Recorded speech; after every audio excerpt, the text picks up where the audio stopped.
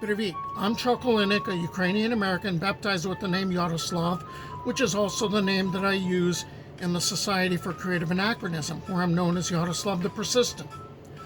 Regular viewers of this channel might get a little confused because I'm spreading out the videos on the Mongol Conquest. So I'm trying to track down different pieces of information, shove them in, and sometimes I have to admit I get a little scatterbrained. But here's what I've covered so far. I covered the prelude, the 1223 Kalka River battle in Tales of the Borderland 157. And then I covered the description in the primary chronicle and yet another description in a video following that. What I called the Mongol Conquest Part 1 in Tales of the Borderland 172 brought us to the fall of Ryazan in December of 1237. And Tales 173, that gave us the Rus description of the fall of the principality. Here's how the Novgorod Chronicle described it. And the Tatars took the town of Ryazan on December 21st. They likewise killed the prince, and men and women and children, monks, nuns, and priests, some by fire, some by the sword, and violated nuns, priests' wives, good women and girls in the presence of their mothers and sisters. This chapter is going to cover the next 3 years, which will take us up to the siege and destruction of Kyiv, and that's usually regarded as the end of the state of Kyivan Rus, which has already been going through fragmentation. Having burnt down Kolomna and Moscow, the horde laid siege to Vladimir on February 4th, 1238. 3 days later, the capital of Vladimir, Suzdal, was taken and burnt to the ground. The royal family perished in the fire while the Grand Prince retreated northward. Crossing the Volga, Vladimir mustered a new army, which was encircled and totally annihilated by the Mongols in the Battle of the Sit River on March 4th. Thereupon, Batu Khan divided his army into smaller units, which ransacked 14 cities of northeastern Rus. Chinese siege engines were used by the Mongols under Tului to raise the walls of many cities. The most difficult to take was the small town of Kozelsk, where boy Prince Vasily, son of Titus Mstislavic, and inhabitants resisted the Mongols for 7 weeks, killing 4,000. Major principalities and urban centers which escaped destruction or suffered little to no damage from the Mongol invasion included Novgorod, Pskov, Smolensk, and probably Rostov and Uglitch. The Mongols planned to advance on Novgorod, but the principality was spared the fate of its brethren by the decision to preemptively surrender. Now, attention is going to get focused upon Chernihiv, the second wealthiest and most important of the southern portion of Kyivan Rus. From the early 11th century on, it was the seat of the powerful principality of Chernihiv, whose rulers at times vied for power with the Kyivan Grand Princes and often overthrew them, and basically it's a one-upsmanship game.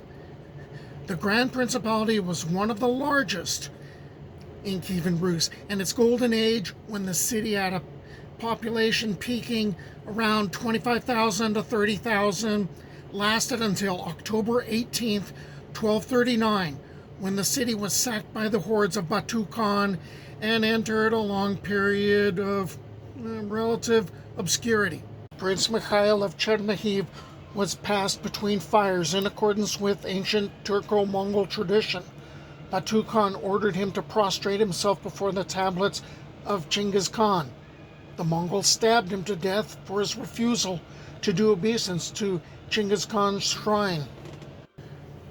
That meant Kyiv, with a population of 50,000 souls, was next. Understand that while Kyiv and the Grand Prince were still formally acknowledged as senior amongst the principalities of Rus, there's a lot of squabbling going on, feuding amongst rival claimants, and that's going to leave the city weakened. The Mongols' approach on Kyiv on November 28, 1240, apparently made a grim impression upon its defenders. A chronicler wrote, "And nothing could be heard above the squeaking of his carts, the bawling of his innumerable camels, and the neighing of his herds of horses, and the land of Rus was full of enemies." After many days of siege, the horde stormed Kyiv in December of 1240. The city was ransacked and pillaged immensely, and although the building of St. Sophia somehow survived intact, Kyiv, which had around 50,000 people before the siege, had only about 200 houses left after the invasion. Survivors fled in front of the advancing Tumens of Batu as a result of the invasion. In northeastern Rus, residents of the Vladimir, Suzdal, and Ryazan principalities sought refuge in more northern lands beyond the Volga. Others fled to sparsely populated areas, taking refuge in dense forests. Batu Khan's forces went on to ravage much of Lychia, Volhynia, despite Daniel's fierce resistance. The Tatars then resolved to reach the ultimate sea, where they could proceed no further, and invaded Hungary under Batu Khan and Poland under Baidar and Kaidu. Batu Khan captured Pest, and then on Christmas Day, 1241, Esztergom. The Novgorod Republic continued to prosper, and a new entity, the Principality of Moscow, began to flourish under the Mongols. The siege of Kyiv, however, in 1240, by the Mongols, is generally held to mark the end of the state of Kyivan Rus. Now, in February of 1246, all right, remember, Kyiv fell in 1240.